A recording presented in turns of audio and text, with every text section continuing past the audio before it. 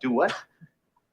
Let the dogs out. Like, ooh, let the dogs out. Ooh, ooh. Off the Hook, airing on offthehooksports.com. Your home for real news, real opinions, and what really matters about Tennessee athletics. Always available on Apple Podcasts, Spotify, Stitcher, Google Play, TuneIn, iHeart. Like, share, follow, subscribe. Always available wherever you find your favorite podcasts.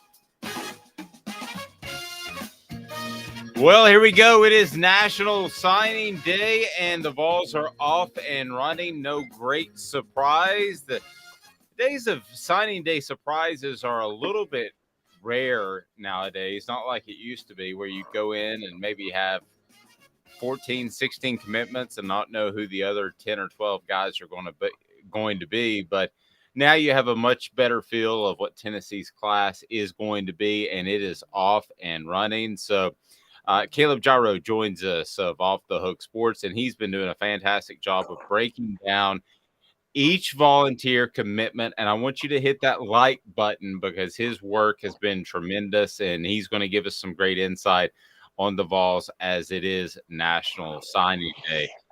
Let me start with this. Papers can begin being signed at 8:00, so we're already pretty deep into this. As the biggest one, obviously, that Tennessee fans have been obsessed with, and rightly so because of his ranking.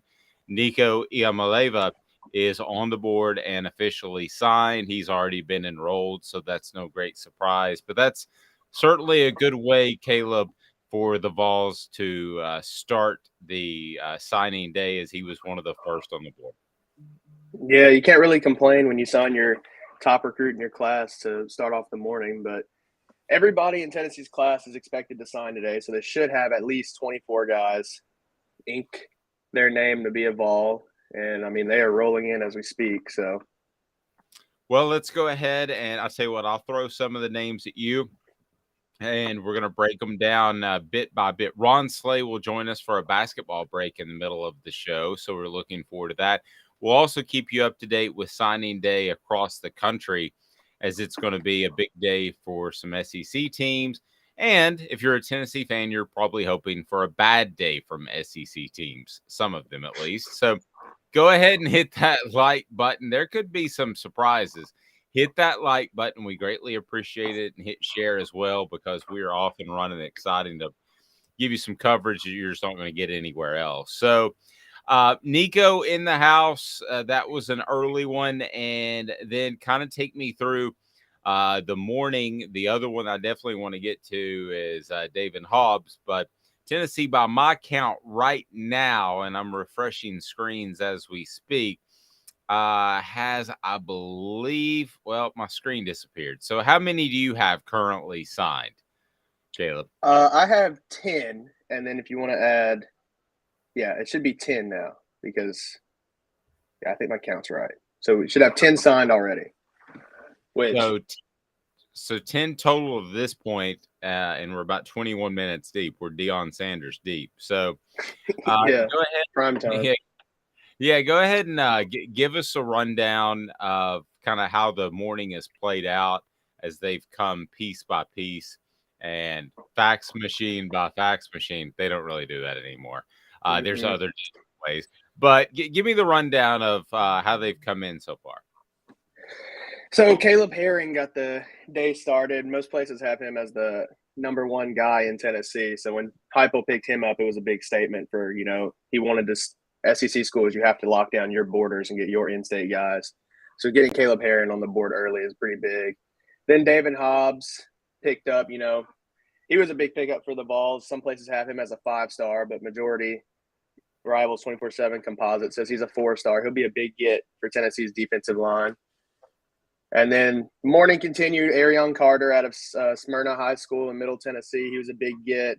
He committed recently over. Everybody thought he was going to Alabama, really. And then he picked up an orange hat and surprised a lot of people. And then we got the crown jewel of Tennessee's class, Nico Iamaleava, committed and signed. Or he was already committed, but he signed the paper. And he was enrolled early, so I didn't – all the talk about him flipping or anything like that. He was already – enrolled, so I don't really think we talked about this yesterday. I don't think once you're on campus you can go anywhere. Well, I can tell you, I didn't hear any talk of him flipping. Now there is rumors of a quarterback flipping in the transfer portal that is out there, and I don't know if that's to Tennessee at all. Now I can tell you this with Nico, I don't think that was ever a concern with flipping. And the rule used to be, and I know this from the Lane Kiffin days, is that if you spent the night on campus, you're bound. But then the new rule with the transfer portal, and I have this question, and I've reached out to some people to find out for sure. Could a guy show up on campus, practice for a while, like a midterm enrollee, and then leave? I don't think so, but I didn't think a lot of things would happen in college football that have changed immensely. So I'm really not sure at this point. But no, none of these guys are leaving. I don't want to Mm-mm. imply that whatsoever. Okay, so again, I'm having trouble with my screen coming up and bringing up the official list. So so let's go with the first one of the morning. Who was the first one in the morning? The first one of the morning was Caleb Herring. So Okay, let's talk some Caleb Herring for a second. You mentioned his importance. Why was he so important for the Vols to pick up? well, he's the number one guy in Tennessee. So in this 2023 class, Josh Heupel didn't as much emphasize Tennessee, but in the 24 class and going forward, you can tell by the way he's recruiting and his offers that he wants to keep Tennessee's borders locked down. So picking up a guy like Caleb Herring, the number one player in the state, is a big statement for your program. Also, his brother Elijah Herring already plays for Tennessee. He was a 3-star at high school. I think he's a freshman linebacker. He might have redshirted, but just picking up a guy really that you're supposed to pick up is a big statement for Heupel. And I mean, it's only his second year in the program, and he's got a top 10 recruiting class as it stands right now. So you can't really complain about that. Well, and how many times did we see Tennessee not do that with the T. Higgins of the world, the Amari Rogers of the world, guys that went elsewhere because they didn't feel like it was in their best interest to stay at home. So now Tennessee is keeping those guys close to home. So that is a very good sign. And I've said before, I think Chattanooga is improving vastly, but I also think that you have a Nashville that just continues to explode. And that's going to be tough recruiting there because you have a lot of you have a lot of cosmopolitan people that have moved in from other places, so they might not have Tennessee ties. So we'll see how much success Tennessee continues to have there. All right, moved in from other places. So who came in next? Who was the next one officially as Tennessee released it? And then we don't know who actually the paper, but Tennessee is releasing these as we go. David Hobbs is the second guy Tennessee released. So he actually is not an early enrollee. So I guess he woke up early and faxed his papers in. But he's a guy that'll give Tennessee, I think he could give Tennessee an instant boost on the line. He's 6'4", 277. He was a big pickup out of North Carolina. He's ranked the second prospect out of North Carolina, and he's the fourth defensive lineman in the nation. So I think he'll give them an instant boost on the line. He's a 4-star. And he's a guy that Georgia really, really was heavy on, but Heupel pushed and he came to Tennessee. So, well, and other than Nico, is David Hobbs the top prospect in your mind? As far as I'm not talking about rankings per se, but just from the perspective of the guy that Tennessee fans wanted the most. I would think he's second. Nico's kind of all on his own on a different level, but I would think Hobbs is probably second. You? I would say Hobbs is probably second on on guys Tennessee wanted, and he's probably second on guys that if you needed a defensive lineman, week 1 next season, you could throw him out there and let him work because that defensive line. I mean, they had flashes like Pittsburgh. They played really well, but then you look at games like South Carolina and Spencer Rattler had 5 seconds in the pocket where he could throw it flat-footed. So I think David Hobbs will change that up a little bit, and he could instantly make an impact on that front line. All right. So who came in next? Who we got next? Next, we have Arion Carter. So the in-state guy out of Smyrna that just made national headlines when he picked Tennessee over Alabama and Ohio State. Okay. Tell us more. So I didn't get to watch practice, but from what I've heard, obviously since he committed late, he wasn't eligible for the first day of practice, so he was out there in sweats. But from what I was told, he was watching the drills on the sideline and doing them himself in sweatpants and a hoodie, while his teammates were doing them, in helmet and pads. So that's just kind of like shows the type of guy he is, So I think he could also be a guy that has an instant impact. He was the Mr. Football in 6A, and for people who aren't familiar with Tennessee high school football, 6A is a big jump from any other division in the state. And I mean, he led Smyrna's defense. He had led them to the state playoffs. He's 6'1", 215. He runs something that stood out to me is he runs his 100-meter dash in under 12 seconds as a linebacker. So he's got a quick twitch. He's flying to the ball. I mean, he's got football speed.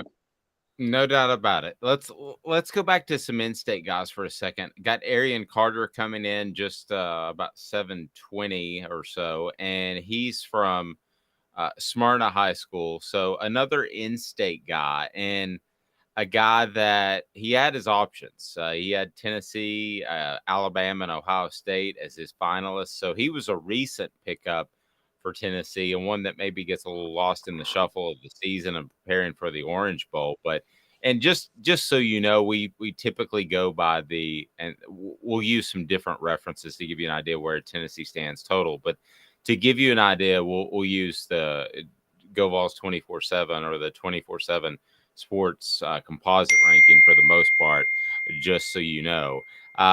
So we've got the at linebacker Arian Carter at 6'1", 215 pounds, and is a guy that is I think huge, a monster pickup for Tennessee, and especially in the in-state area. And to give you an idea on his ranking, it's a 4-star guy. And so this is a late pickup, but a great pickup. I was very surprised that Tennessee pulled this one out. I thought, because I mean, Nick Saban had an in-home visit with Carter, and Alabama had Carter's last official visit. So I thought maybe it was just recency bias, but I definitely thought he was going to be going to the Crimson Tide. So when he put on an orange hat, I was surprised, and it really just shows like Heupel's recruiting prowess. Like he goes in and makes relationships with these kids, and he tells them straight up, like, hey, if you come to Tennessee, your role is going to be this, this, and this. And as long as you do the right things, you'll have success. So it really just shows, because I feel like one of the questions when Heupel came to Tennessee was, he's coming from UCF, was can he recruit at an SEC level? And we're in year 2, and he has a top 10 class as it stands, and he picked up the top 2 guys in Tennessee, and he recruited out of Georgia very well, and he got David Hobbs, like we said already. He was the top guy out of North Carolina. So he's obviously not struggling to recruit talent. Now it's just a matter of what does he do with the talent when it gets here. Yep, absolutely. So after Arian Carter, shortly after that, look who comes in, and please hit that like button. We want to hear your comments too. So throw your comments in there, your thoughts on the class as it really starts to take off, as Tennessee already in double digits in terms of commitments. So you have Arian Carter, who we mentioned, and then after that, shortly, it was Jack Luttrell of Colquitt County High School in Moultrie, Georgia. He was announced as an official signee just at about 7:30 this morning. What are your thoughts on Luttrell? 6 foot, 187 pounds, a safety, a 3-star guy, but you do dip into Georgia, which is important recruiting grounds. Yes, like I said earlier, I mean, Heupel had no trouble going into Georgia and getting some of these guys. And so I don't think anybody can question that Tennessee's secondary was by far their weakest unit this season, and probably cost them the South Carolina game and maybe a couple other guys. But I mean, in 2022, he picked up 103 tackles, 8 pass breakups, and an interception, which he returned for 6. And my biggest thing with Luttrell is not necessarily his on-field play, but anytime he was on the sideline, he was always actively helping his teammates and leading his teammates. So for a team that had, rumored locker room trouble, I think picking up a guy like Luttrell where he's going to buy in and not give you locker room issues, it goes a long way. And I also like that he transferred his senior year to a 6A Georgia high school from a smaller school, because he wanted to show that he could compete on that bigger level. So he's not afraid of competition. Tennessee needs secondary help, and he'll be a good locker room guy. So I'm looking forward to see what he can do. He's 6'1", 187, so I'm sure he could probably put on, 13 pounds. So I'm curious to see what he can do. He's out of Colquitt County High School in Georgia. He was the number 94 prospect out of Georgia, and so I don't think that's a knock on him at all because Georgia has so much talent. I mean, it's insane. We talk about local guys, and one very talented school is just down the road, and that's Catholic. Catholic High School brings in Trevor Duncan, and Trevor Duncan is a guy, again, a local guy. We've talked about local guys, but he had offers to Vanderbilt and Virginia Tech. And I think that, again, winning the Catholic battles has been something that Tennessee has struggled with, but they're able to do so with Trevor Duncan. He's rolled in at about 740. Yeah, so Trevor Duncan, Cooper Mays attended Catholic as well, and he had nothing but praise for Trevor Duncan. He described how wiry he was, and I think he'll probably end up. A lot of places list him as an offensive tackle, but he played most of his high school career on the defensive side. And with all of the offensive linemen Tennessee's been picking up, I wouldn't be surprised if they put Duncan on the defensive side and let him fill some holes and stop the run. But I mean, he's a guy 6'5", 277 pounds out of Catholic. He had a great career over there. Catholic's a very good program.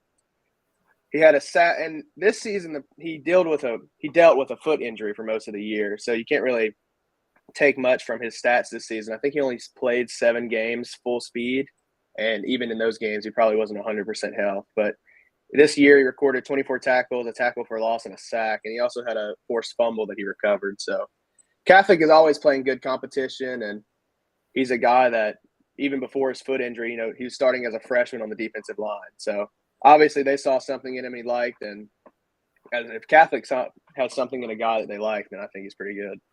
Yep. Please hit that like button and feel free to share. We want to hear your comments. What do you think of the class so far? Amanda LaFrada jumps in with us. And Amanda, obviously National Signing Day is a big deal. A lot of guys enrolled, so you don't see quite as much activity on the actual day of, but we're seeing a ton of activity early, and what used to drag on until 6 or 7 o'clock at night, National Signing Day, can be done for a lot of schools before lunch. Yeah, I think that's I don't know if it has necessarily to do with the NIL or. And good morning. How are you? Sorry. Good morning. I'm doing well, Dave. How are you? I don't know what it has to do with, but the more we're seeing today is that we're jumping on board a very early sign, and I'm not exactly sure why, but it seems like 10 years ago it was 5 o'clock, 6 o'clock. People are still waiting for big names, and now they're just coming out the woodwork at the very beginning. So yeah, they're coming really quickly. It's been a trend kind of over the past few years, but to have all of your class signed, I joke before lunch, but it's more like brunch, is pretty phenomenal. And I think a good job by Tennessee's recruiters. There are other schools right now and people covering other schools that are asking the question, what happened to this guy? What happened to that guy? So you want to be able to hold on to what you've got. And Tennessee has been able to do that.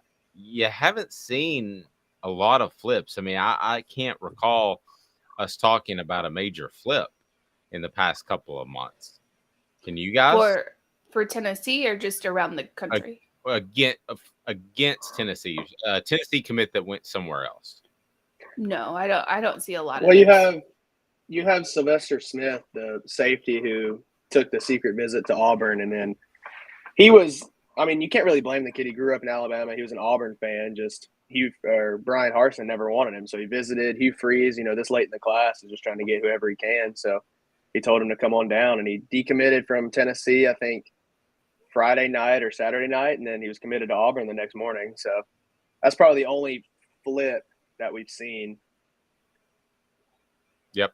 Okay, so where are we at this point? And Amanda, if you can, check around for some other SEC news. I know that Alabama is going to sign a monster running back class. I'm curious what Florida does too, because the feelings are not good at Florida right now from some people I talked to, and that could show up on signing day.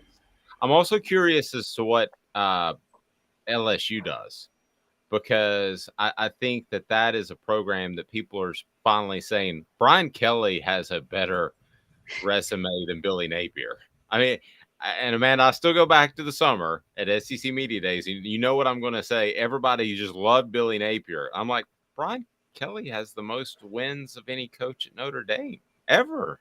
That's so I want to see what those are my three schools I'm most interested in. So if you want to bounce around and get some SEC news, we'll continue to run down what Tennessee has going. Please hit that like and subscribe button, and you just let me know when you got something you want to jump in there on, Amanda. And okay, so that gets us to approximately we're shortly before 8 o'clock right now, where Tennessee picks up Nathan Robinson. Not a lot of talk out of Greenbrier Tennessee High School, but Nathan Robinson is a 3-star guy, one of those base guys that you're going to have to develop on the defensive line, 6'5", 272.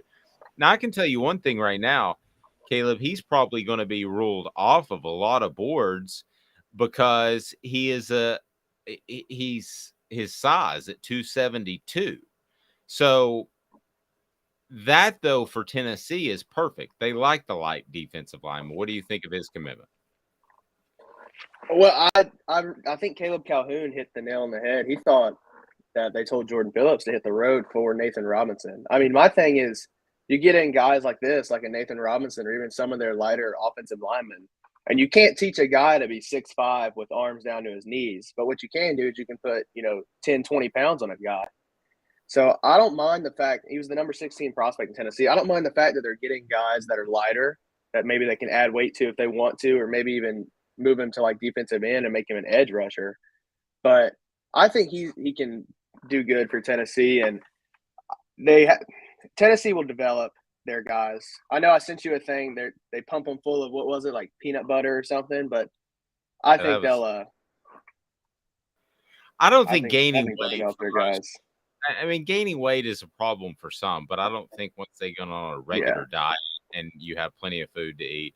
Now, you do have situations like Jabari Small where he said, he got to the point where he hated eating because he had to eat so much. There are some guys, but for the most part, I don't think that's going to be an issue. So, all right. So where are we now? As we continue to break down the class, National Signing Day is now. Love it that you're a part of it. Go ahead and hit the thumbs up button. I greatly appreciate that. It helps us get to more people.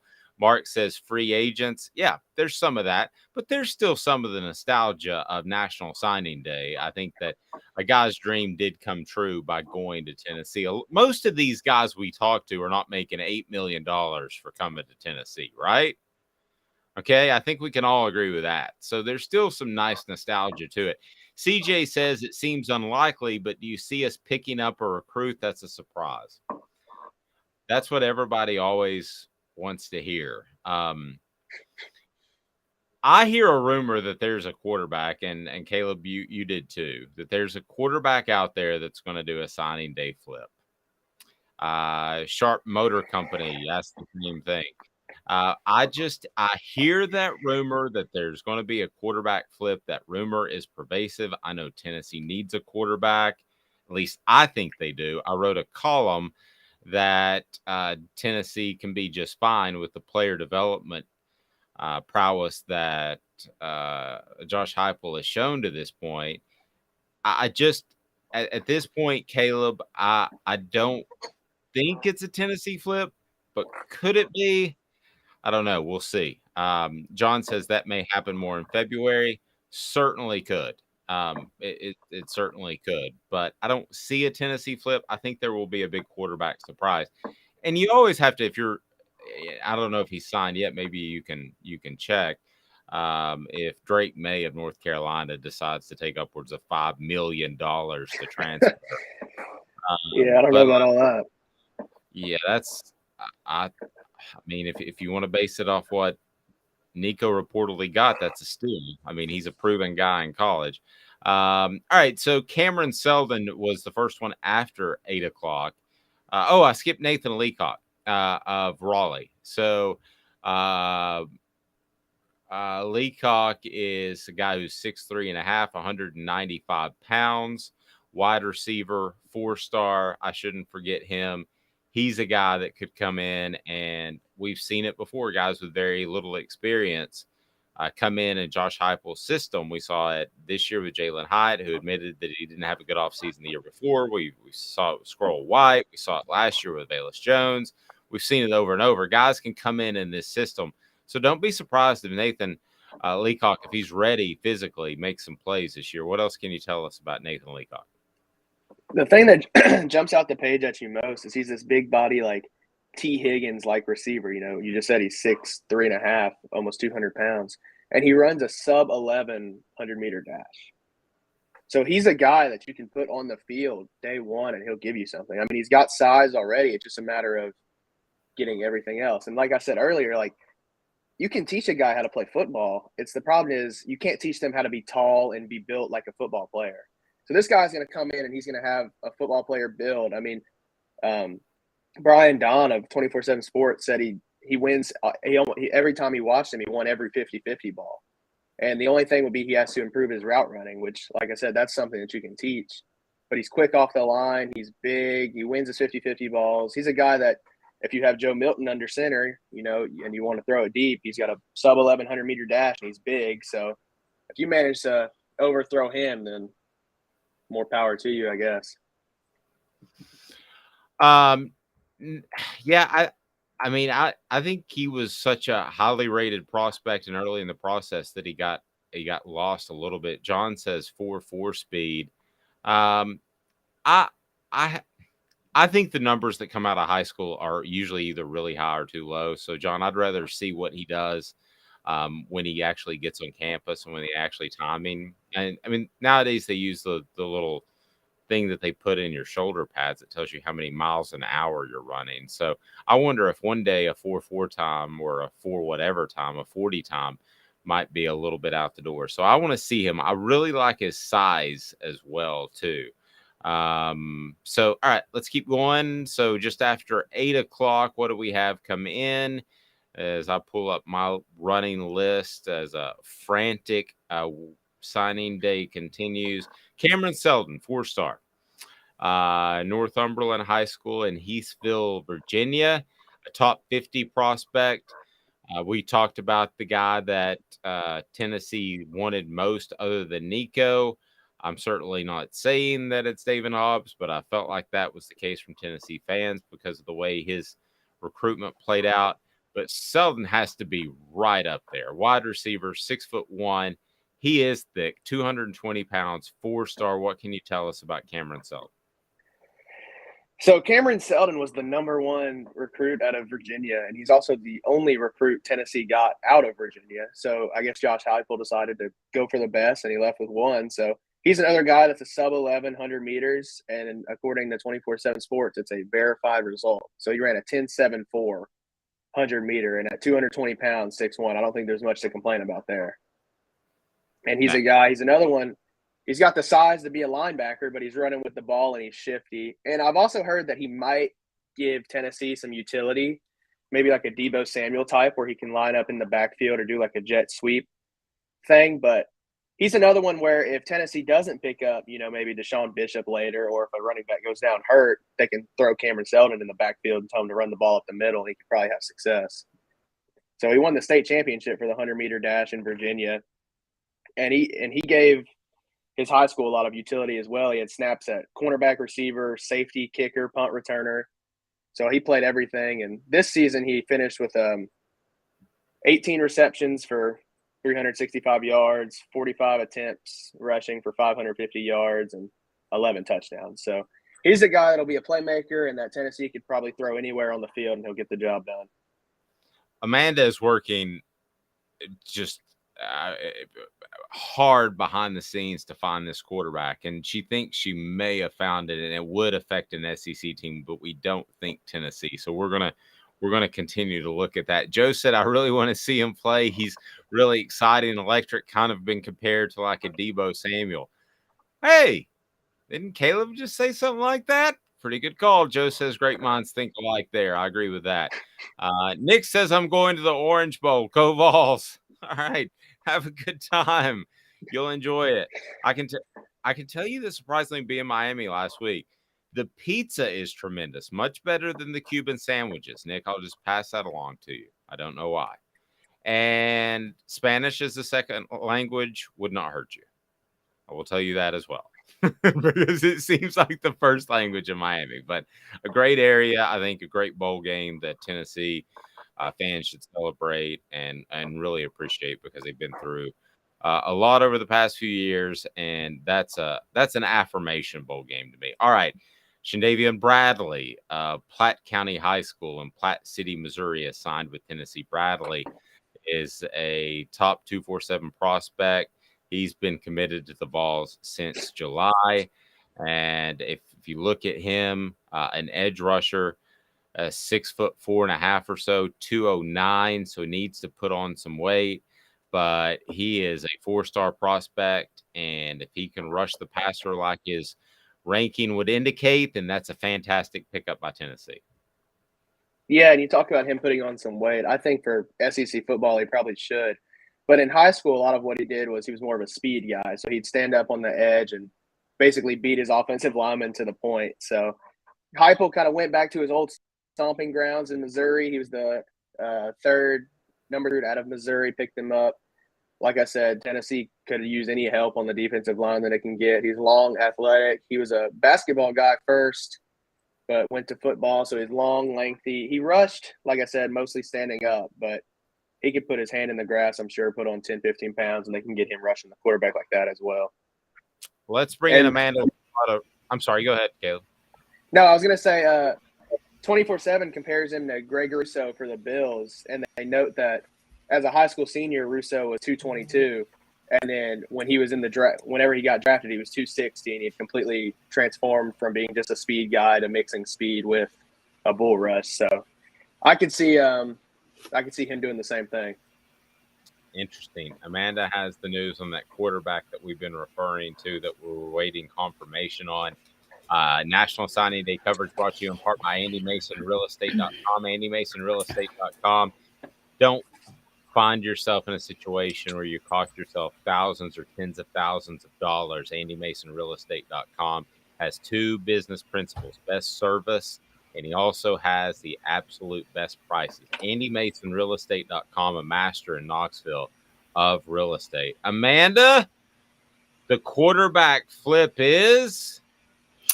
It's actually at the moment no one. There were a lot of rumors about Arch Manning flipping to Georgia or possibly to Tennessee. Those are a lot of rumors circulating. And according to SI.com, Arch Manning has signed his letter officially with the Texas Longhorns. So he will be going to Texas, and the rumor mill will have to shut down after that about Arch Manning. Of course, nowadays he could probably transfer in 2 days. But yeah, boy, that doesn't seem like a Manning move to me.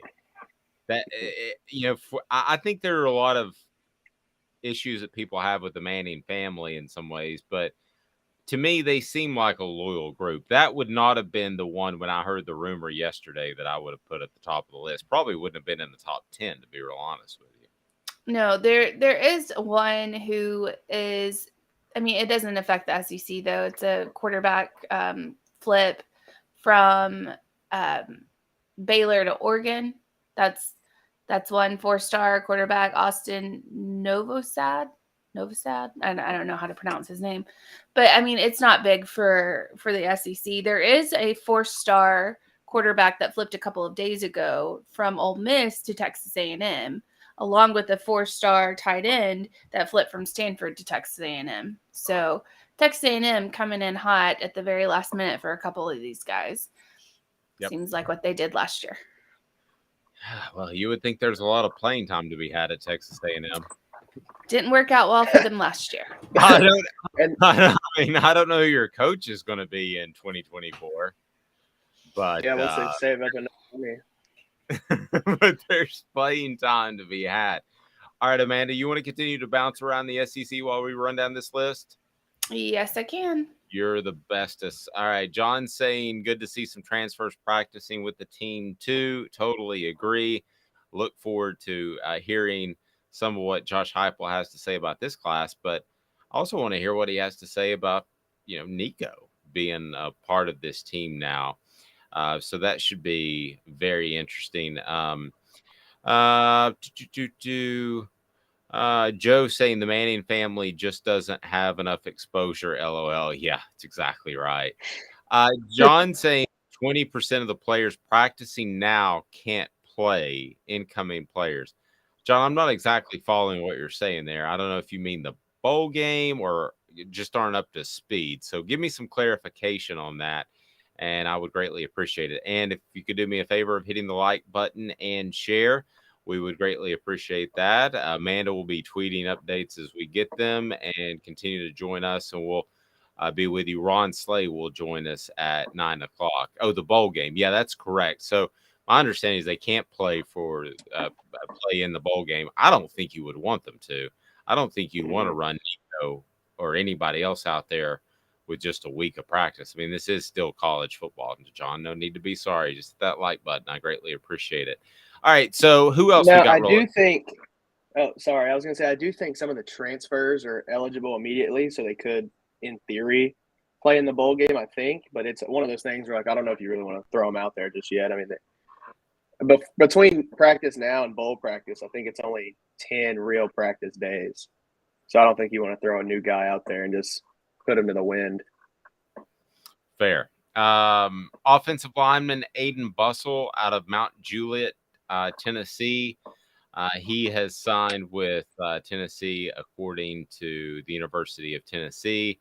He was actually their first in-state commitment, I believe, way back in January. So had offers from Vanderbilt and Kentucky.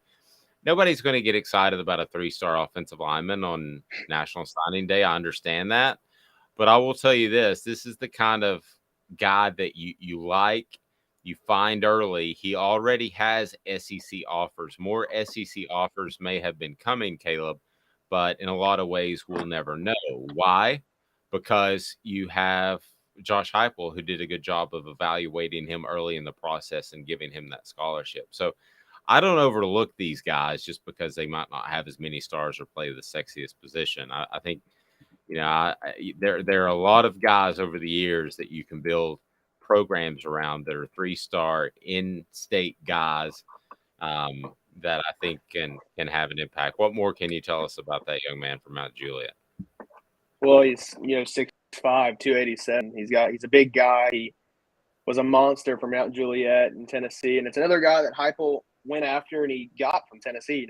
A lot of in-state kids, if they grow up Tennessee fans, and Heupel comes calling and wants them to play, there's no reason for them to entertain other offers because you grow up wearing orange and white. And I think he was one of those kids that did that, and he picked up an offer and he committed.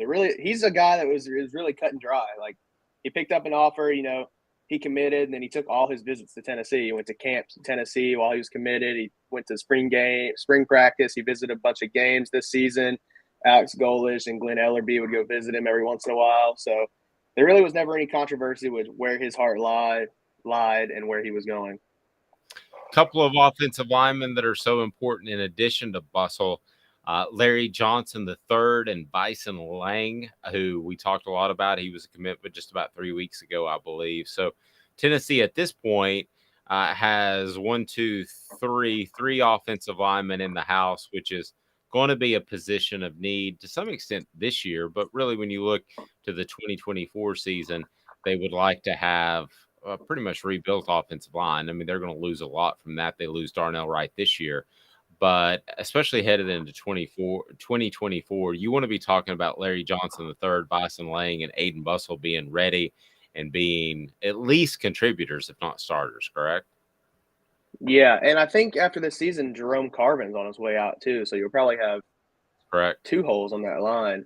And Larry Johnson III is a guy from Hutchinson Community College in Hutchinson, Kansas. He's 6'6", 340 pounds. And he's a guy that you could probably stick on the line. I think he's eligible immediately the way it works. And if you could stick him on the line, he could probably stand up to Clemson guy. He's a big, strong guy. He didn't. Tennessee offered him, and he committed to the Vols 4 days later. Like, there was no question where he wanted to go, and he is somebody who can have an instant impact on this offense. And you have offensive tackle coming from the portal. You have 3 who have signed already today, and you have another guy who's announcing at 6:30, Johnny Cornelius, who is announcing between, I think, Tennessee, Ohio State, and a couple other schools. So Heupel is picking up offensive linemen because with that up-tempo offense you run, you need depth on that offensive line, and I think having too many offensive linemen is not a problem that can exist. No, completely agree. If you say you have 10, you take 11. If you say you have 12, Yeah. you take 13. Completely agree with that. Hit that like button as we'll have signing day coverage throughout the morning. Ron Slay is going to join us to talk some Tennessee basketball shortly. And I want to go back to Amanda LaFrada, who's keeping an eye on the SEC and the more of the national scope. As if you haven't had a chance to read it, go to offthehooksports.com. And Caleb has done a fantastic job of 5 things to know about every prospect. So things that you might not know about a lot of these guys. It's been a fantastic series. So check it out at offthehooksports.com. Amanda, what's shaking in the conference? I mean, I think everyone knows about Alabama's or Iowa's commit flipping to Alabama yesterday or the day before. Caden Proctor, a 5-star offensive lineman, flips to Alabama. There's a lot of rumors going around, not a lot of real-time flips at the moment. Just rumors. Well, and that's been typical for about a decade. It used to be a lot of flips, a lot of late decisions, but we have seen guys typically make earlier decisions, stick with their decisions. I don't ever want to say recruiting's easy, but it's gotten easier in some ways for coaches in that you don't see as much flipping. I don't know exactly why that is, but all it takes is one major flip. And we mentioned Arch Manning. There were rumors that he could flip to Georgia. He did not flip. If that happens, that is the news of the day, correct, guys? Yes. There's no, I mean, that would be the absolute news of the day nationally. And I'm not just saying that because he's a Manning. His last name could be Smith. But when you're the top prospect, according to some services, and you go from one soon-to-be SEC team to another, especially Georgia, who's playing for a national title again, that would have been the biggest news. All right, so a lot going on. As Ron Slay is going to join us, we always look forward to that. And I tell you what, Guardian Investment Group, GIAplantoday.com is phenomenal. You go to them, and here's what you get to take advantage of. The fact that we all have video conferencing now. So go to GIAplantoday.com and get nationwide respected financial advice from those that not only will tell you where is the best place to put your money, but why. They want you to understand it too. That is pretty key and pretty cool. Hang with me for 2 minutes. What was it like when Ron Slay signed? I'm curious. And also his thoughts on the Vols. We'll talk some basketball Vols as well. We'll continue to keep you on top of recruits as they come in. Before I break, do we have any recently, Caleb, in the past couple of minutes? The most recent would be say yes, and I'll tease it forward. Oh yeah, yes. After this, Tennessee's next commitment. Back in 2 minutes. Has risen to the highest level in over 40 years, according to the April 2022 U.S. Inflation Calculator. Will your investments provide you the income you need in retirement? Are you losing purchasing power of your savings due to inflation? Simply stated, if the cost of goods and services are 8% higher and you're only earning 4% in your investments, that money buys you less of what you need. Right now is the time to act. Call Guardian Investment Advisors today. Hey folks, Gary Viles here. I want to personally invite you to North Knoxville's newest sports bar and restaurant. It's Big Orange Phillies, located in Black Oak Center. And yes folks, it's happening in Halls. Big Orange Phillies offers family-friendly environment with homemade meals and the best deli-style subs around. Billiards, darts, jukebox, shuffleboard, and cornhole, and a full bar. We also offer valet parking on weekends and during special events. We even have a covered back patio. It's happening at Big Orange Phillies. We want, we need, and we appreciate your business. Hi, Mike Davis here with City Heating and Air, reminding you to always dare to compare. Our team provides quality local heating and air service, installation, and maintenance across East Tennessee. We use only the best equipment like American Standard heating and air conditioning for your residential, new construction, or commercial needs. Honesty, dependability, and customer satisfaction have been the cornerstones of our business since 1961. City Heat and Air.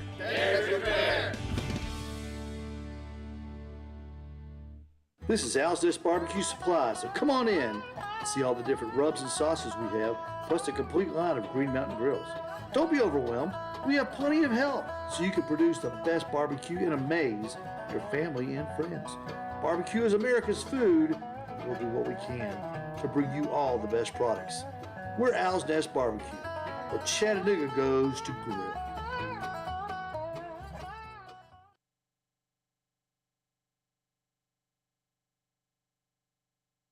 Got cataracts? We can fix that. Never miss another moment. With a little help from Doctors Campbell, Cunningham, Taylor, and Hahn at cctis.com.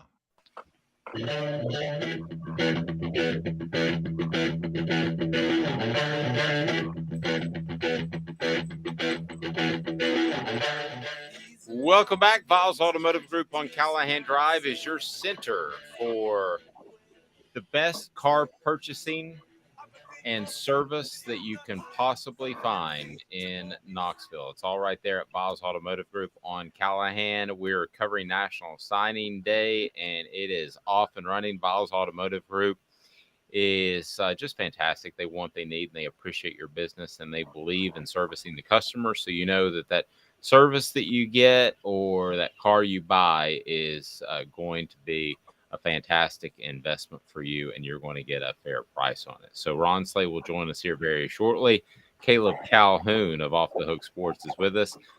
Caleb Jarreau is with us. Amanda LaFrada is keeping an eye on the SEC as it is National Signing Day. And Caleb Calhoun, I'm sorry, any early thoughts as we want people to hit that like button because we're going to be with you for another hour at least covering National Signing Day. Calhoun, do you any shocks, stuns, surprises, awe moments from this morning? It seems to be falling in place for Tennessee. No, yeah, nothing. Everything's been totally normal. Tracking it. This is kind of, we were joking yesterday, just as a reporter, you wonder how you feel about how the changes have, because it seems like there's a lot more hecticness going on the early signing period now on signing day, but there's less major news stories at the same time, because everything that really, almost all the major stories happen throughout the course of the recruiting season. And you're right, there's a lot fewer flips. It just doesn't seem like there's what happened with Alabama and the Iowa kid yesterday just doesn't seem like it's as common anymore.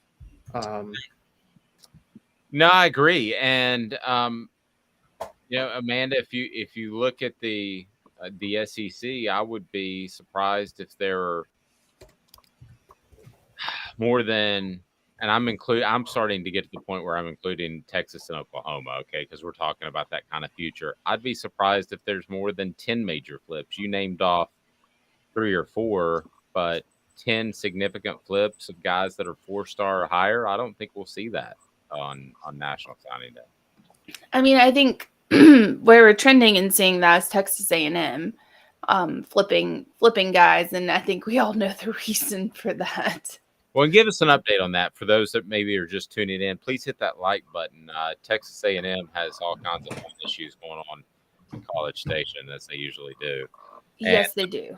Be sure to hit that like button. We want to hear your thoughts on the message board as well. So share what prospect you're most excited to see suit up in orange. Amanda?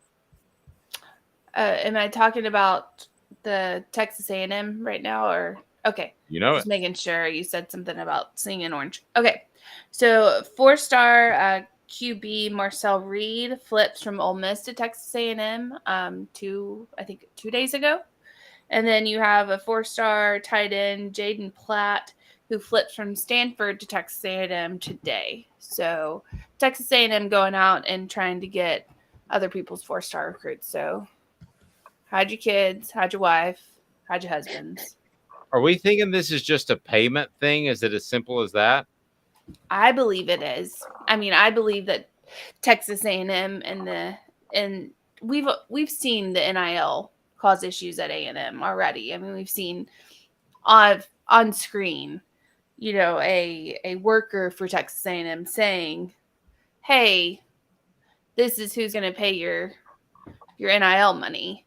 So, I mean, the rumors about Texas A&M and paying players to go there, I think really hits home when you see a lot of these big, 4-star recruits flip last minute just to go.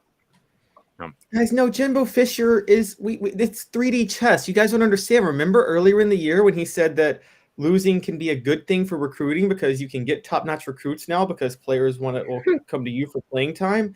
This is all a strategy, guys. A brilliant strategy by Jimbo Fisher. Exactly what he's doing. Well, let me go back to Gyro for a second. And what announcement times do we have? There are some guys that still play the old I want to wait and sign my papers later in the day. So what announcement times do we know of as they continue to come in? So Deshaun Bishop, a 3-star running back out of Orange High School in Knoxville, he's expected to announce between App State and Tennessee at about 2 o'clock today. So that'll be one to watch. I wouldn't be surprised if he becomes a Vol. He's a hometown kid. He picked up over 8,000 yards in his career at Carnes, back-to-back Mr. Footballs in Tennessee's 5A. So he's a guy to watch today. And then you broke up just a little.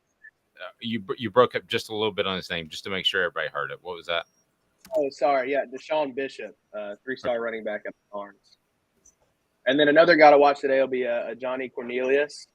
He's a transfer from Rhode Island, an offensive tackle.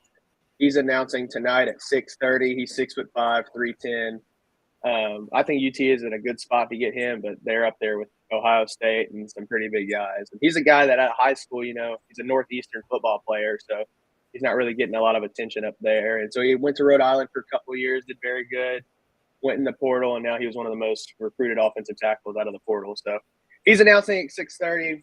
He could go to Tennessee, but with the guys they've picked up recently, offensive linemen from the transfer portal like Andre Carrick, and then obviously they have a deep offensive lineman class. I don't know if he necessarily wants to come to Tennessee as much anymore because I could see like him thinking that Tennessee gave up his spot maybe to like an Andre Carrick who transferred in before him.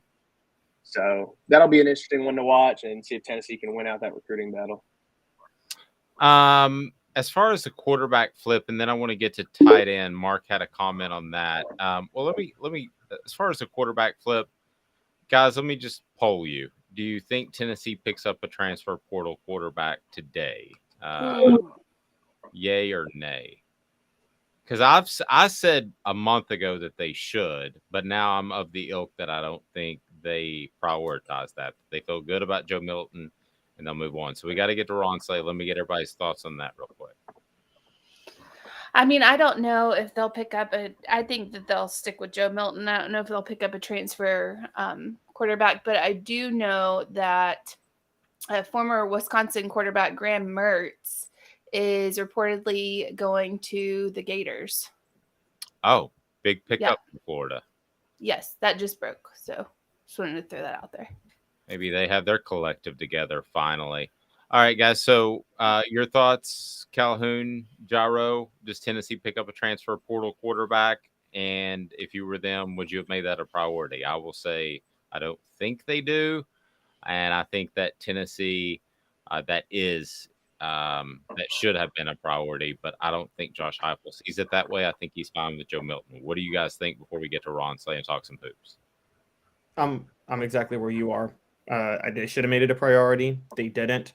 And I'm not saying that's why Jalen Hyatt didn't leave for the NFL, but he's writing that. You can check that out on yes. Yeah, I agree. I think in the world of transfer portal, you look at Joe Milton. A season ago, we said he overthrew too much, and that's why he got sat. He had accuracy issues, right? He'll get better over the offseason. We have a whole offseason. We see him come out against South Carolina at the end of the game in Vanderbilt, and he still is showing accuracy issues and overthrowing receivers.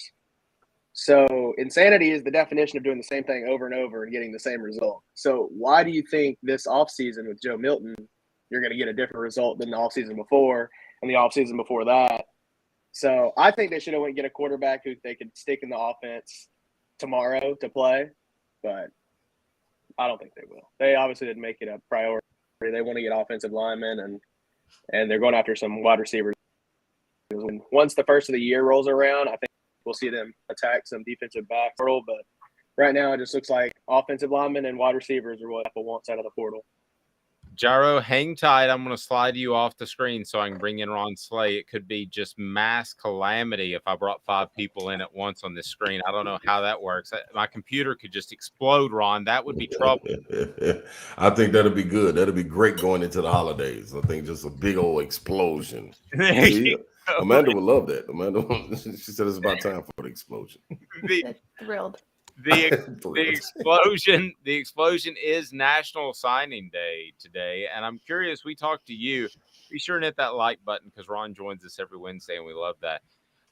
You had talked about in your recruitment that Tennessee didn't show you some love at one point. You kind of had to be re-recruited. So all that's good recruiting stories, but I'm just curious what it was like for you as a young man, either 17 or 18 years old, to actually sit down there and sign that piece of paper and know that your college was paid for, because we've lost some of that in this day and age of NIL, but that's a special moment. And most of these young men that we're talking about today are not $8 million men. They are, they're guys that are getting their school paid for, and that's cool to me. Yeah, I think, man, that's the luster of it all with social media and things of that nature. He kind of lost a little bit of that. I will say I was looking forward to the hoopla and everything because the year before, while I was at Procon, I got to see John Henderson signing day, and his was a little bit different. I didn't quite understand, like, man, what's so different about John, and why mine ain't gonna be like that? You know what I'm saying? And that's kind of, that lets you know, like, the bubble, and without social media and reading Street and Smiths and everything, magazines waiting on that to come out, not really knowing who I was around. Like, I knew John was the truth, but I didn't know he was like that. USA Today and everybody coming. I thought that was natural. I thought that this is what's supposed to happen on signing day. So when I got up to Oak Hill, man, they actually, and us being as prestigious as we were at the time, being 31-0, national championship, they pulled us out of class, me, Steve Blake, and Travis Watson, signing in Virginia, Maryland, and Tennessee. Sat us at a table, couple balloons. Miss Smith, Coach Smith's wife, said 1, 2, 3, took a picture. We acted like we were signing, and they sent us right back to class. So I was like, hey, man, this ain't really what I saw. I envisioned going down. You know what I'm saying? I had in-school wrestling games that lasted longer than that. It was so quick. I was like, oh, this ain't it, man. But I will say though, man, it's nothing like it, knowing that you're about to get school paid for, and I think sometimes it gets overshadowed because of everything around you moving so fast. You kind of take it for granted, like what just this moment really means. You know what I'm saying? So it was big time, man. It was big time. Hit that like button if you haven't subscribed yet. You need to do it. We have Ron on each and every Wednesday, and it's brought to you by Zach England of Best and Brock, a personal injury attorney in the Chattanooga area that can go toe to toe with the strongest, best attorneys that the insurance companies can hire. Zach England of Best and Brock. Zach's got your back. Ron, what was it like when you told your mom that it was, or your parents or your family, that school was going to be paid for? That wasn't necessarily signing day, but still that had to be cool. Man, they already knew. This was it coming into it. I remember my 9th or 10th grade year. That was the conversation. Hey man, I hope you're getting a scholarship because we can't pay for no college. You know what I'm saying? So, and that's the funny thing about that, man, is I grew up on the college campus. You know what I'm saying? Up there at Tennessee State, sneaking into Vanderbilt. So I was comfortable in college settings. My mom was coaching, so I would travel with her all the time. Like, it seemed like the norm, so it was automatically like, okay, you go to college, that's what happens after high school. How I'm getting there, I have no earthly idea, but and then the talent kind of took over. But it was always understood that, man, you get a scholarship, you've been gifted with an athletic ability, and shoot, you use that as a vehicle to get all the way up there. And then you look around and you kind of, this is my thing, what I tell kids now, you got to surround yourself with people with like minds, because if you don't, then it's easy to be like, man, I don't want to do this anymore. You know, I'm gonna go to auto mechanic school. Ain't nothing wrong with none of that. But if you're around athletes all the time that are pushing, like I'm around guys that were going to school, you know, and I was always the baby of the group with a class ahead of me with Big John Henderson, Maurice Fitzgerald, and all those guys going to Tennessee. So that fit right into the way I grew up, you know, looking at colleges. And then it was like, man, my boys left. Oh, they're going to college. That's the next step. It ain't no get out of high school, get a GED, go to school. I mean, go get a job or none of that. It was, this is what you're supposed to do. You go to college, and then whatever you got going on in college, you figure out what the next step is. But you're going to school. So it was real cool, man. And it was always understood. Good stuff. I know Calhoun wants to turn it to basketball, and that's what we want to do. I thought that's what we were talking about. We're getting right to basketball. Last thing I was going to ask you one more thing about signing day, and that is just your thoughts. Should Tennessee bring in a transfer portal quarterback, or are you confident in Joe Milton III, Esquire the second captain? Man, I look at it like this. You have to show this is a delicate situation because if you go and snatch one now, what are you showing as far as loyalty to what you have to Joe Milton, and what kind of conversation goes forth when you got guys like Nico coming in or somebody else you're recruiting for the 24 class, you know what I'm saying? And they come in and they talk to Joe Milton, because your best sales pitch is your players. So if it were to go right now before going into the bowl game, you go sign a quarterback. It's like, I understand the competition for sure, but I've waited my spot. I waited my time. You know what I'm saying? I've done it the right way. You know what I mean? If you talk about a model citizen of the program, it would be Joe Milton, regardless of what he does on the field.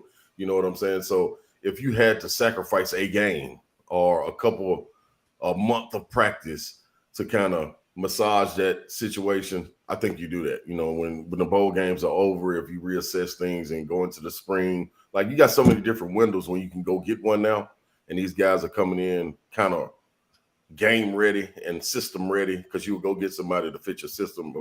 Apparently, I mean, of course, but that's the thing. You know what I mean? You gotta pay a little bit of loyalty forward in order to get what you need to receive on the back end. That's great insight. Great insight. Calhoun?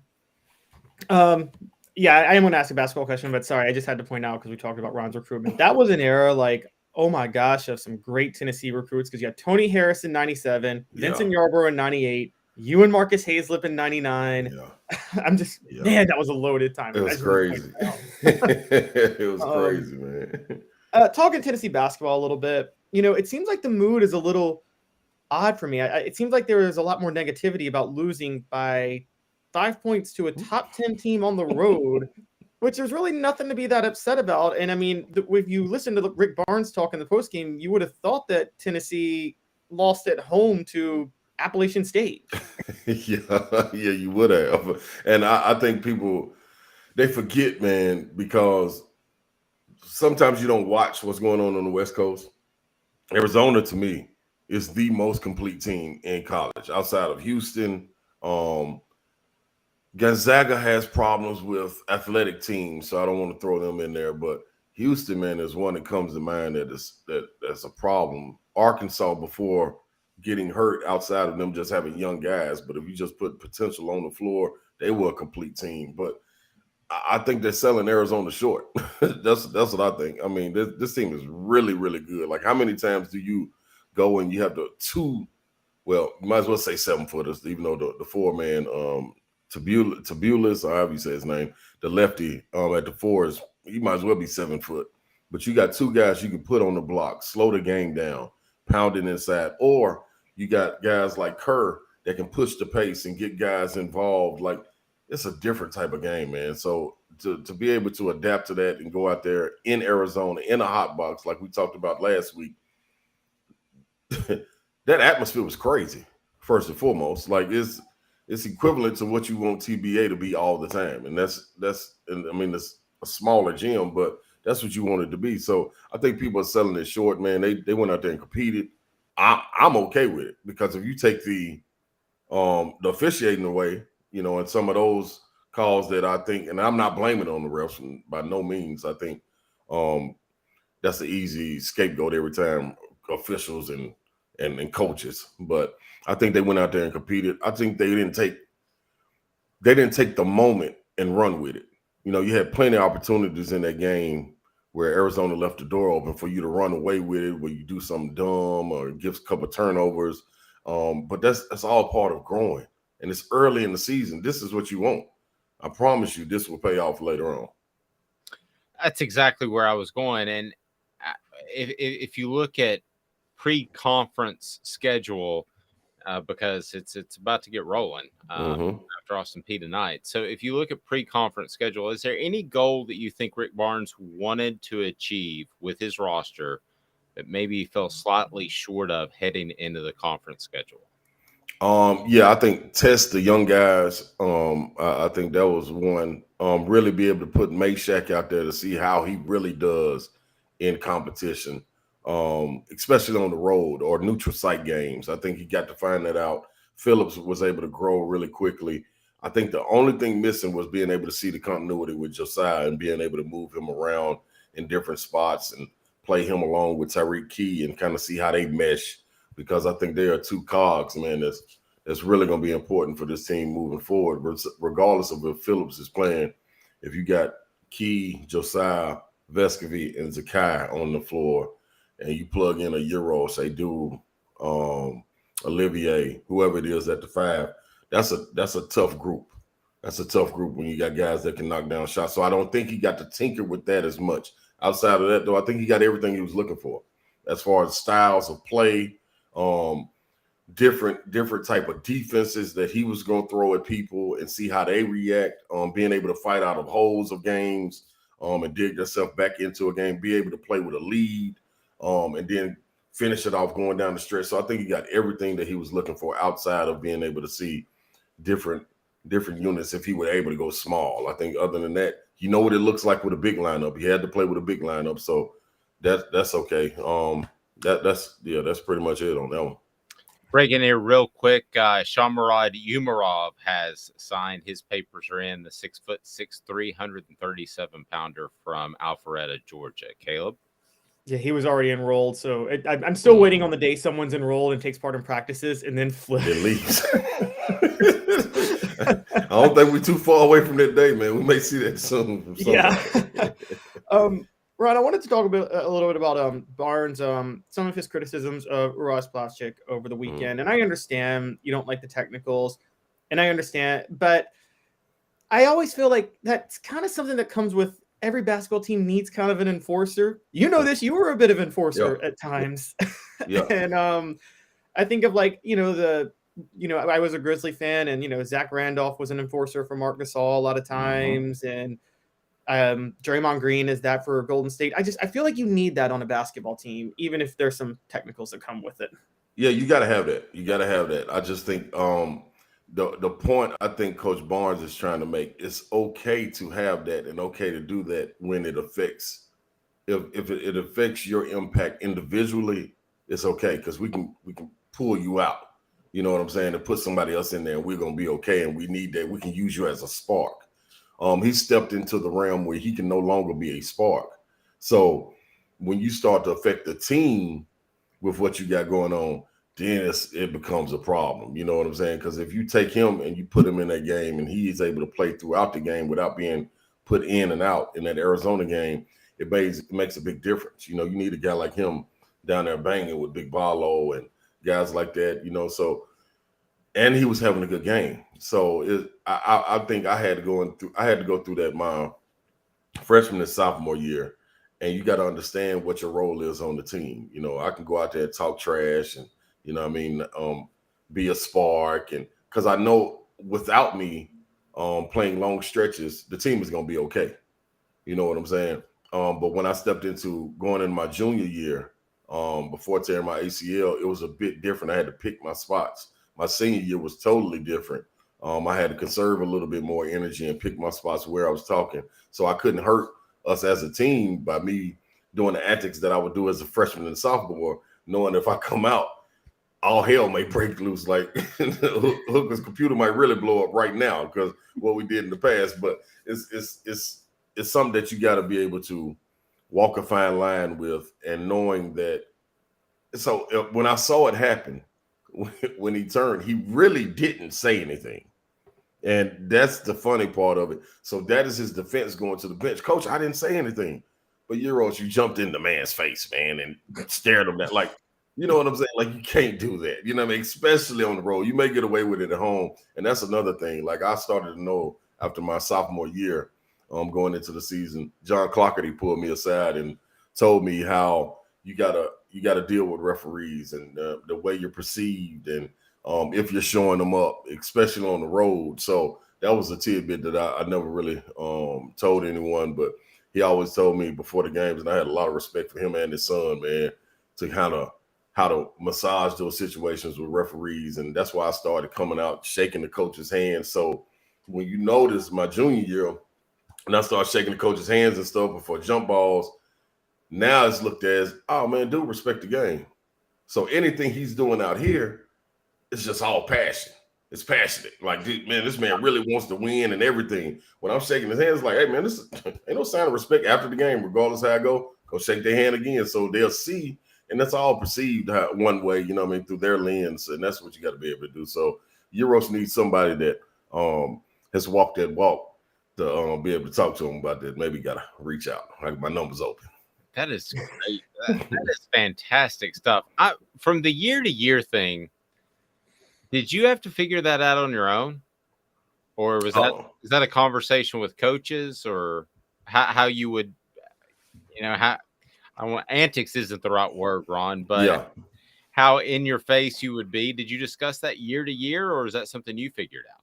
No, I just kind of figured it out on my own. I think I thought so. Yeah, my freshman year, I was rambunctious anyway. Like, I didn't care what anybody said. Like, you got to imagine, man, we had a team that was 9 to 10 deep, and everybody was gonna play. So my minutes were gonna be limited anyway. It was regardless, 12 to 15 minutes a game.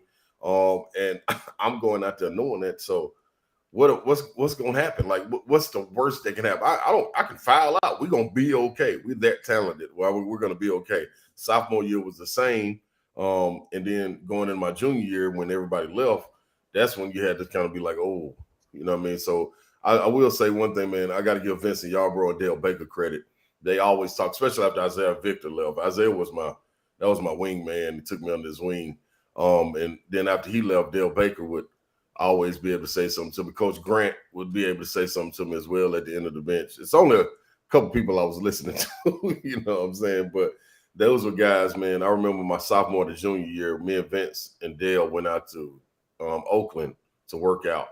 And, man, we used to stay up late nights, work out 3 times a day, stay up late nights talking about the things that we needed to do that junior year. So that kind of shifted my mindset. And I went automatically from just having fun in college to, man, we were switching on to like a pro mentality. You know what I'm saying? So it was crazy how that junior year felt and kind of fell, you know what I'm saying, with Slip being ineligible early, then me having a stress fracture, then all us finally getting together 3 or 4 games, to me having the ACL.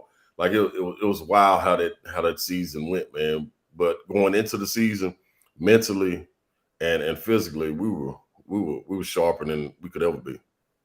Ron's appearance every Wednesday brought to you by Zach England of Best and Brock, the best personal injury attorney in the Chattanooga area. He can go toe-to-toe with those attorneys that the insurance companies hires, and man, he'll get you your money, and that's important. Zach England of Best and Brock. Ron, have a fantastic day, sir. And if you notice that you might be quoted in a column here later today on offthehooksports.com, that it was because the great insight about the Milton thing. You really you don't want to lose the team chemistry that you have by bringing in a guy, especially that. I just thought that was great stuff. So as always, buddy, we appreciate your time. Have a blessed Wednesday. And if I don't talk to you, I'll probably end up texting you because I text a lot of people on Christmas morning. But have a very Merry Christmas, and we're blessed to have you a part of this program. All good. Appreciate you guys. Happy holidays, all the listeners and everything, man. Y'all enjoy. Thank you, sir. Have a good one, Ron. Thank you. Ron Slay is absolutely fantastic. Brought to you by Zach England of Best of Brock. Caleb Gyro, tell us, do we have another big commitment coming up? For Tennessee, I don't know, but Georgia picked up Not a commitment. Daniel Harris. We have a couple more signees, but you wanted to keep an eye on the SEC. Georgia picked up 4-star cornerback Daniel Harris, who he was a top 45 player according to On3 in the 2023 class, and he adds to Georgia's defensive back core that kind of kept Tennessee locked down this season. So I don't think they'll be going anywhere anytime soon. We have to work with Gyro on this teasing thing. Amanda, we have big news coming up, don't we? Yes, we do. Huge news. In 2 minutes. And look at my eyes. I can see. It's awesome. I had LASIK. Campbell, Cunningham, Taylor, and Hahn, and they do a fantastic job because they're local and they care about you. They care about the Knoxville community. Other places, they just fly doctors in from wherever. But Campbell, Cunningham, Taylor, and Hahn has some equity in the community, and they want to make sure that everything goes great. I'm not wearing contacts. I can see close, far. It's awesome. More in 2 minutes. Signing day continues. Amanda has big news. Caleb has big news. Caleb has big news. No, there's just two. Big news after this 2 minutes. Sun, sand, and salt water, the beach is a very relaxing place. Unless you wear contacts. Ow! Open your eyes to the best the beach has to offer with LASIK vision correction from Campbell Cunningham Laser Center. Hey folks, Gary Viles here, Viles Automotive on Callahan Drive. I've been selling cars here in East Tennessee for 27 years. In that time, I've come to realize it's not about the car. It's about you, the customer. So I'm here to take care of you just like family. Good credit, bad credit, you name it, we can get you taken care of. If we don't have it, we can find it for you. We go across the country to get any vehicle that you want. And here at Viles Automotive, we don't believe in fake numbers. We just give you great deals. And as always, we want, we need, and we appreciate your business. Do you want to own the more that owns every job? Then get to Vassy Lawn and Garden in Cleveland and get you a Toro. I'm David Vassy, here to talk to you about Toro. With a Toro Zero Turn, you'll get more out of every minute and you'll reach the finish line faster. At Vassy's, we like to say, no matter if you're mowing 3 acres a week or 11 lawns a day, homeowners and business owners alike find confidence in equipment they can trust from top to bottom. Vassy Lawn and Garden, Highway 60 North in Cleveland. Man alive, it's worth the drive. This is Steve Rain. I own the Midnight Oil and Michelin Tire Direct service station here in Ottawa. It's not a fancy place, never has been, but it's a clean place with clean restrooms and good folks who work here. We sell gas and fix cars, nothing glamorous, but we love what we do and we're going to keep doing it for a long time to come. There's not many real service stations left, and that's a shame. We're the guys just like the guys back in your hometown. We'll fix your tire, change your oil, and put a new set of Michelins on your car. If you want a Twinkie, you'll just have to keep on going. Thanks for the business.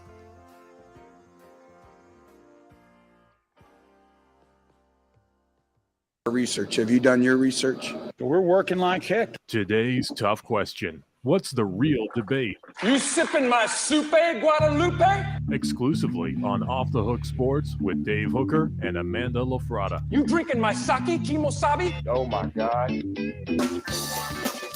All righty, Amanda, how do you want to phrase this as we cover National Signing Day? We've got a new signee in there, so hit that like button, share. We greatly appreciate that.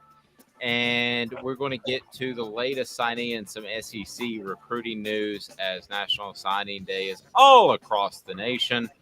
By the way, Arch Manning did not sign with Georgia. He signed with Texas. That was the big rumor that was floating around last night. So, Amanda LaFrada, help me, if you will, phrase this. And I want to ask Tennessee fans, will you be disappointed if Tennessee doesn't sign a transfer portal quarterback today? But you're good at doing different levels of that. So that's essentially what I'm shooting for. And while you're phrasing that, let me go to Caleb Gyro. So, Caleb, what do you have for us in terms of recent signees that have come down the digital path? I've got Christian Conyer has signed his national letter of intent, 3-star cornerback.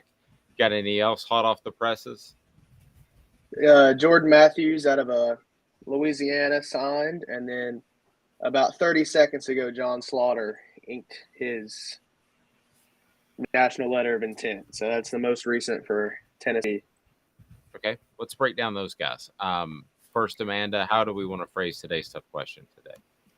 All right. Will you be disappointed if Tennessee doesn't sign a QB from the transfer portal today? Choice 1, no, we don't need one. Not really. For choice 2, choice 3 is a little bit, and choice 4 is definitely we're dying. Okay, love it. Post that up there. I'll retweet it. You can always go to my Twitter feed as well. My DMs are open. If you have any questions, we're going to start a mailbag on weekly. So your thoughts are more than welcome there on my Twitter feed. The Dave Hooker, and I'm not pretentious, and I didn't put the Dave Hooker. It was the Dave Hooker show. And so there's another Dave Hooker in England who actually is a soccer official. So that is it's the British Dave Hooker.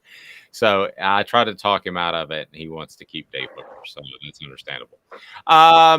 Caleb, John Slaughter. Tell me something that I don't know about John Slaughter. John Slaughter. I want to start. Let's see. He basically should be considered an in-state guy because he lives on the Mississippi side of Memphis. So he's about 10, 15 minutes from Tennessee, but he's considered a Mississippi prospect. He's about a big green bridge from Tennessee. Basically. No, not the bridge. He doesn't go across the bridge? No, Mississippi is directly south of Memphis. You don't go across the bridge to get to Mississippi. No, you don't go across. That's Arkansas. Yeah, okay, you're right. Sorry about that. Geography. Memphis native Caleb Calhoun as I just moved states around. That's the first time driver in Memphis accidentally drove across that bridge one time. I did that too. I was in Arkansas and just had to do a big UE. All right, Gyro, so tell us about John Slaughter. Yeah, so he's a 6'1.5" 195-pound safety. And like I've said before, I don't think Tennessee can complain with any safety they pick up. But he's a 3-star out of Mississippi. He led South Haven High School to the Mississippi State playoffs consistently. He was also picked, even though he barely lives in Mississippi, he was part of the Alabama-Mississippi All-Star game, which means he's going to be playing against, Alabama prospects from Alabama and Mississippi State, Ole Miss guys. So he's not afraid of competition, and I'm curious to see how he'll do in that game. I think it comes up in a week or two. So that'll be something to mention too. But I think he's a good pickup. I don't think Tennessee can complain with any safety they pick up at this point as long as they have 2 feet and can see where the football's going. Yeah, that's key. Yes. I got breaking news right now. Breaking SEC, or I don't know if it's SEC. Well, it's kind of SEC. It's kind of SEC. It's more NFL. Ryan Tannehill is injured. His status for this weekend is uncertain. The Titans have signed quarterback Josh Dobbs. Oh, look at that. Josh Dobbs to the Titans. So that means throwing that out there. That means Jarrett Garantano and Josh Dobbs are both active quarterbacks this weekend. And for the record, Malik Willis is horrendously bad. So don't count out Josh Dobbs' chance of playing. Let's look at Dobbs and Garantano for a second. Those guys are having extended careers in the NFL. Underutilized at Tennessee? Anybody want to make that argument? Not Dobbs. Well, Dobbs Alvin Kamara, I would say, was underutilized at Tennessee as well. So, you can just add him to the list. He went from being barely used at Tennessee to one of the top running backs in the NFL. So, Calhoun, I guess basically I'm looking at it from a performance standpoint. You're right. Dobbs was a standout player. There's no question about that. Just, those are 2 quarterbacks that are having success in the NFL that you didn't have a lot of team success with. Correct. There's been a lot of quarterbacks in history that didn't have a lot of team success in college that did well in the NFL. I would say that Dobbs, statistically in 2016, until Hendon Hooker came along, 2016 was the second best season for any Tennessee football quarterback ever to Peyton Manning's 97 season. I would say Garantano. I have thoughts about Jim Chaney that I can't really go into. They're not negative thoughts. I just don't think Jim Chaney was the type of offensive coordinator that's a good coordinator if you're not loaded with talent. And Tennessee was not loaded with talent those 2 years he was there. And so That's fair. I mean, he wasn't very innovative. There wasn't a lot Yeah. of crazy, unique things going on. So yeah, I just look at team success, I guess, overall. But I compare it to a time when Tennessee was at a high level, and we'll see what these guys are able to do. I don't think that either of those guys would be put in a Hendon Hooker category. Let's put it that way. I think Hendon Hooker overachieved. I don't think either of those guys overachieved. Would you argue that? Dobbs was a 3-star. I might say he did overachieve. Okay. I mean, look, if we're I'm gonna say something blasphemous because he's a legend. If we're gonna put Condrich Holloway in that category as a legend for Tennessee, when Tennessee went like 7-3 and 8-4 2 of the years he was quarterback there, like we got to be fair and put Josh Dobbs in the category. Right. That's fair. I think there are two things with Condridge. Obviously, he was a trailblazer because he was African American, and he was the first SEC quarterback to be African American. And the other thing is he was shortchanged by the pros because he wasn't big enough or African American, whichever the case may be, and he had to go to the CFL. So I think that's what makes his story maybe a little richer as well. Also, he delayed Tennessee's inevitable slide, like Dobbs did with Butch. Condridge saved Bill Battle for about 3 more years. Yeah, nothing like a good Bill Battle reference. You can't get enough of those. Late 70s. I mean, Bill Battle, he's something special. Amanda, what else is cracking in the SEC? You seeing anything out there big time? 5-star safety DB/DB Tony Mitchell has signed his letter of intent with Alabama. That's the last thing I'm seeing right now. So the big news of the day, again, we mentioned it. We thought there could be a chance that Arch Manning might flip to Georgia. At least that was a rumor. It doesn't appear as if that's going to be the case. Right now, if you go by ESPN's rankings, and we usually use 24/7, I want to take a look at them both. Alabama comes in at number 1 heading into the day. So we'll see if that slides at all. Tennessee, let's say everything holds, okay, which it may not, but it tends to do these days as opposed to previously. Was sitting at number 9 coming into the day, according to the 247 Sports rankings, which is the composite rankings, which we typically use on offthesports.com. You had Alabama at number 1, Georgia number 2, Miami at number 3, Texas number 4, LSU 5, Notre Dame at 6, Ohio State at 7, Oklahoma at 8, and Tennessee at 9, followed by Clemson at number 10. You don't think that Orange Bowl is important because it's not a part of the college football playoff? It is. There will be a young man, I guarantee you. It might not be this class, but it'll be 2023 or 2024 that will watch that game, and somewhere in his brain, there will be a tendency to lean towards one school if they both come calling for him. I can guarantee you that will be the case. So, guys, signing day rolls on, and Josh Heupel will talk to the media later this afternoon. No coach has ever gone to the press conference, Amanda, and said, man, that really stunk. That signing day just blew up right in our face. How terrible was that? So he's going to say it's great, but I want to go round robin before we get to message board bingo. And this day in sports history, I want to get your thoughts, Amanda, on this signing day. If everything plays out, which we think it will, and a lot of it already has, is this a win for the Vols even without a transfer portal quarterback? Yeah, I think it's a win for the Vols. I would have rather seen them get a transfer portal quarterback. I understand what Ron Slay was saying about how, it doesn't show a lot of confidence in your backup. Well, the problem is with Joe Milton is there's not a lot to be that confident about. I mean, if we're being honest, there's not a lot to be that confident about. And if this is the day and time of NIL and transfer portal and all that stuff, then I feel like as a quarterback, you should be able to handle a little competition if it comes your way. I don't have a problem with that.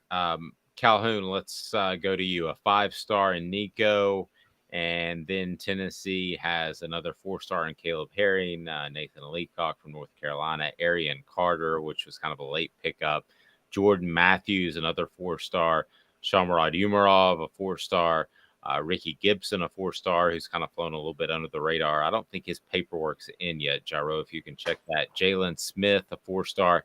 Nathan Robinson is not a 4-star, but you're looking at Tennessee as 1, 2, 3, 4, 5, 6, 7 4-stars and a 5-star. Is this a win for the Vols on December the 21st? I think it's a huge win. And I think people keep forgetting that Josh Heupel was working on this class. Most of the time he was working on this class, he had 1 7-6 season, and Tennessee was still under investigation by the NCAA. And he got a top 10 class. And he addressed key needs. We know the whole offense is dictated by the quarterback. If you have the right quarterback, you can really mix in players elsewhere. And he got a quarterback, and seems like probably the crown jewel of the class, as Jaru pointed out. And on top of that, he addressed some key needs. Elite linebackers all over, and Tennessee was very, very thin at linebacker. So, yeah, I think it was a huge win. Yep, I agree. Do we see John Slaughter and Ricky Gibson have officially signed? I didn't see Gibson. Gibson signed? Gibson has signed, and so has John Slaughter. I knew about Slaughter. I didn't know about Gibson. What can you tell us about Gibson, Gyro? And let me start with you or end with you. Is this a win for the Vols, December 21st, 2022? I do not think you can complain at all with the class Josh Heupel put together. It's a very defensive-heavy class. He established with this class that if he wants to recruit in Tennessee, he'll get that guy. So I think just looking at those two things, it's a win. And also something that hasn't really been talked about a lot is with this class, everybody is signing today. So you'll know what you have by, probably 8 o'clock tonight. And the transfer portal doesn't close until January 18th. So you have the whole month of January. Once the bowl games end and everybody knows their fate, you'll have that whole month to pick up like, hey, maybe we didn't get a lineman we wanted, or maybe this guy enrolled early and he's not what we thought. Let's go pick up another guy out of the transfer portal. So you still have that coming. So even if you are disappointed in this class, it's not done yet. And I feel like once all the dust settles with coaching carousel and everything that's going on right now, there'll be some guys that are still looking for a home that Josh Heupel can get. Any chance in reference to Ron Slay's comments about you could affect team chemistry or you could have him transfer? Any chance that you have Josh Heupel playing sly here, that he could pick up a quarterback later in the process by design, Amanda? Maybe he doesn't want to do it on December the 21st because it could affect team chemistry. You've got till January, as Caleb pointed out, January the 18th. Any chance he's playing sly here? I mean, if he's playing sly, then he's breaking NCAA rules. I think that he just, if you're playing sly, then you're talking to somebody else who's not in the transfer portal yet at a different school. Because if someone is in the transfer portal and they're going to sign, they're going to sign as soon as possible. They're not just going to be out there just waving around. I mean, they're going to go somewhere. So I don't think he's playing sly is what I'm getting at. I think that if there was a quarterback in the transfer portal that he wanted, he would go ahead and jump on it. He doesn't seem like the salesman kind of person to me. I would agree with that. I think it's a great point. Calhoun? Yeah, that I get what Slay is saying about team chemistry. I don't think it has. I don't think when you're going for. I don't think he's playing sly, but I also don't think that it would affect team chemistry if he were going for another quarterback, because I think most players should understand that's the nature of competition in playing football, is that, coaches are going to try to upgrade their talent. The only time I think it affects team chemistry, here's a bit of a history reference because we've been talking about this for 2 weeks, so I have to bring it up. Dave, remember in 2006 when Brent Schaefer couldn't even academically qualify for Ole Miss yet, and Ed Orgeron's like, he's the starter. No matter what, I don't care what any quarterback does in practice, he's the starter. And I think if I were a player at Ole Miss, I'd have quit on Ed Orgeron in a heartbeat for that. To name a guy the starter before he couldn't even get into your school, that was just embarrassing. But outside of that, I don't think it affects team chemistry too much. Well, I don't think he's playing slot, and part of the reason I don't is I don't see a quarterback out there that would fit the mold that has 1 year left. You're not going to go out and pay Drake May $5 million on January the 10th to get him because he's got 2 years of eligibility. Well, probably actually he's got 3. But he's only going to play 2 because he's that good. So I don't think he's playing slide gyro. I just don't think they're going to take a guy, and I don't think they're going to take a transfer portal quarterback unless it happens today.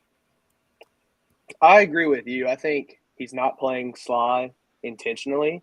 So maybe if a quarterback enters, like let's say January 2nd, that he likes, he might go after that guy, which wouldn't be – he's not intentionally – I guess he'd be intentionally waiting because the portal doesn't really have quarterback that I guess he would want. I feel like at the quarterback position with the offense Josh Heupel has, you have Joe Milton and you have Nico and you have Taven Jackson sitting there ready. So unless the perfect guy comes down the pipeline, I don't think he's going to get a quarterback. I don't think he'll settle on a guy that he doesn't see as the perfect fit because he really doesn't need to. Like I would like to see a transfer portal quarterback come in because it assures us that we'll not have overthrown footballs for the whole season next year. But I feel like unless Josh Heupel sees that perfect fit, we won't have a quarterback. It's brutal. It's brutal. Your fellow classmate.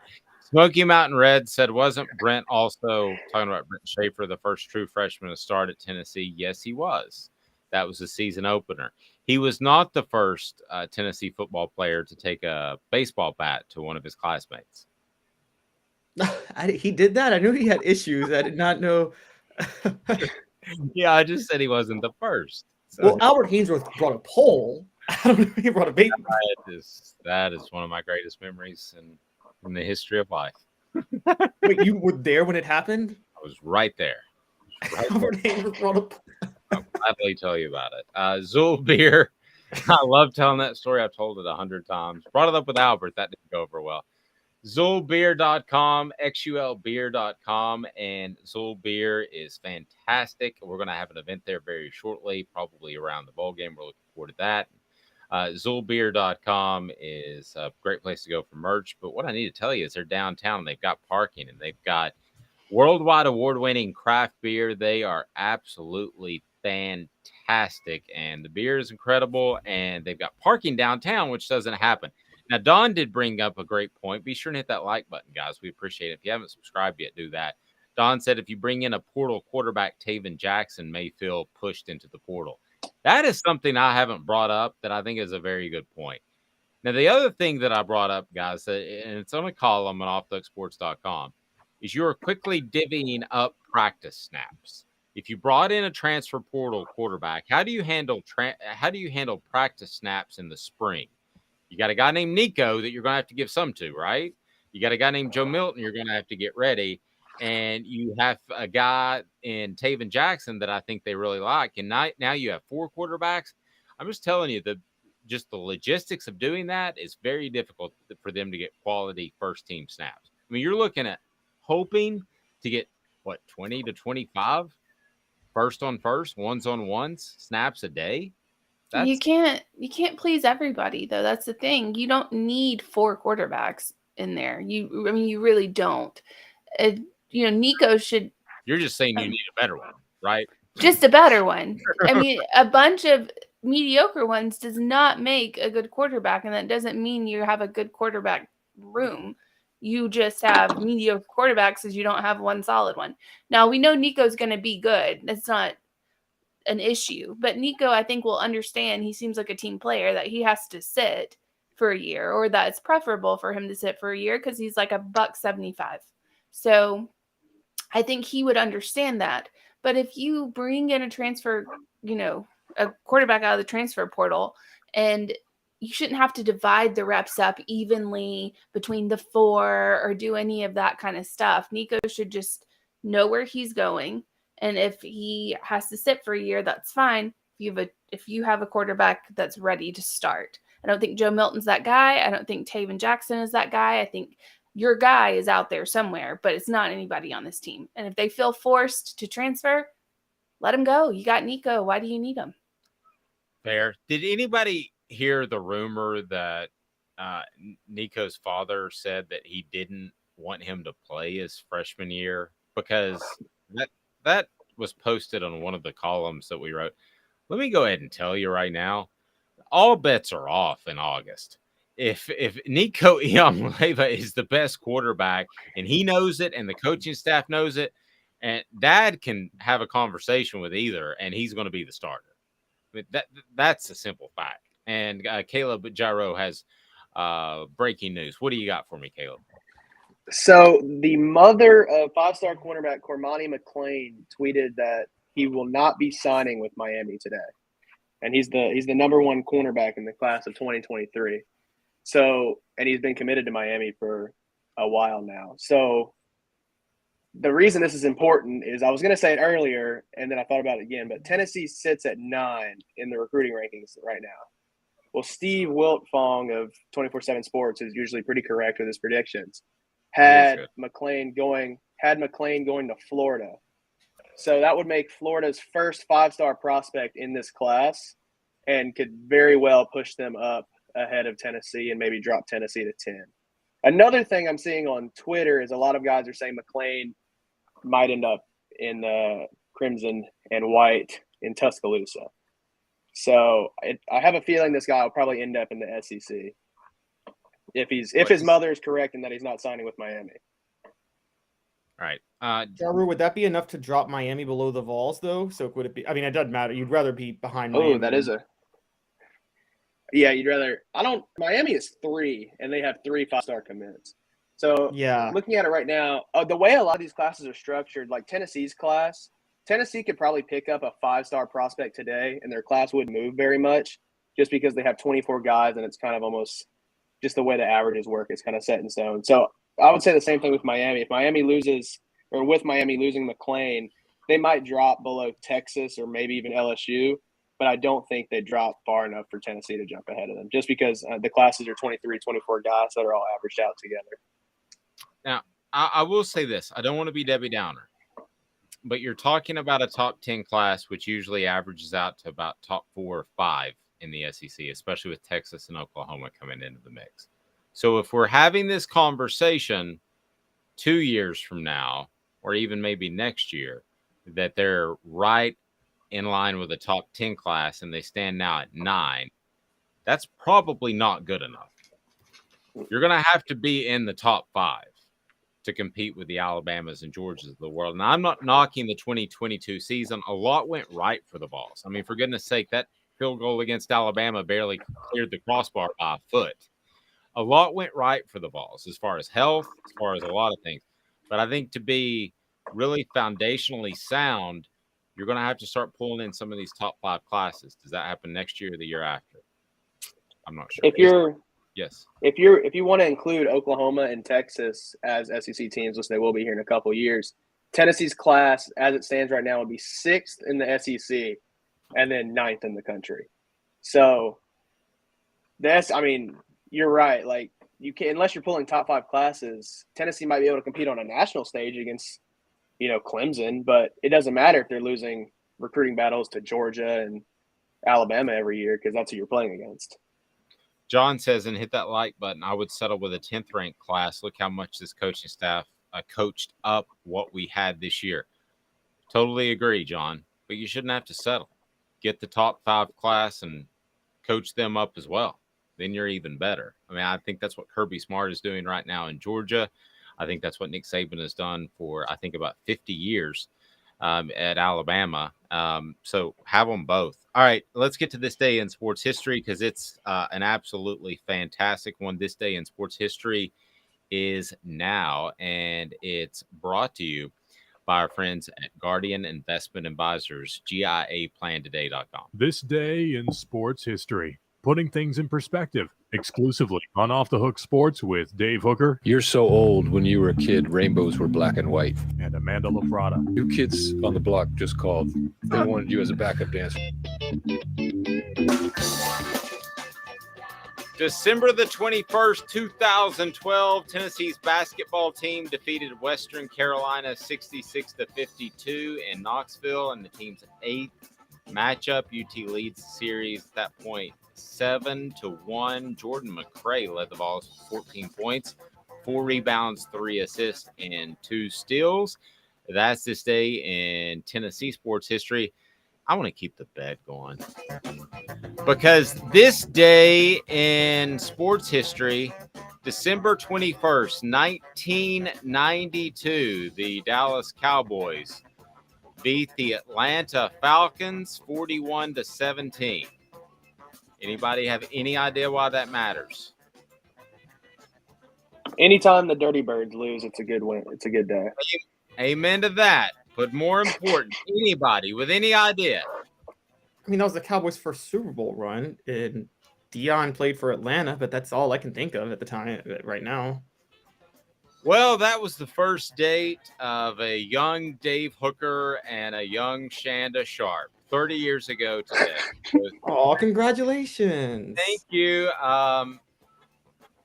I was smart enough to find the place that served alcohol to underage people, and that made me much better looking.